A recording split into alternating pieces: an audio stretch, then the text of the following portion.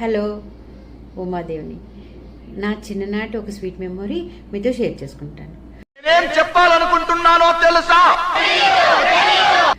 90స్లో చిరంజీవి సినిమాలు విడుదలైనప్పుడు మా నాన్నగారికి మేము అన్నాము, నాన్నగారు మేము సినిమాకి వెళ్తాము అని అంటే, అయితే వెళ్ళండి అని అన్నారు మా నలుగురికి.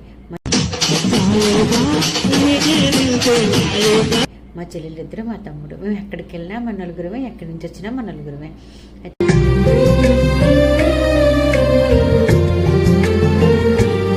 అయితే సినిమాకి వెళ్ళినప్పుడు టికెట్లు దొరుకుతాయో లేదో అని ఆ సినిమా థియేటర్కి మా ఇంటికి మధ్యలో ఉన్న ఒక వినాయకుడి గుడికి వెళ్ళి దేవుడు మాకు సినిమా టికెట్లు దొరకాలి అని దండం పెట్టుకునేవాళ్ళు.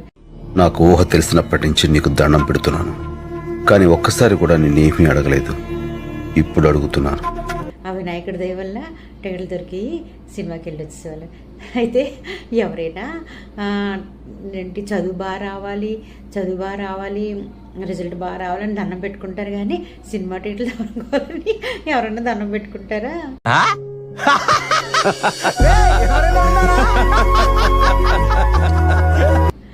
Okay, thank you.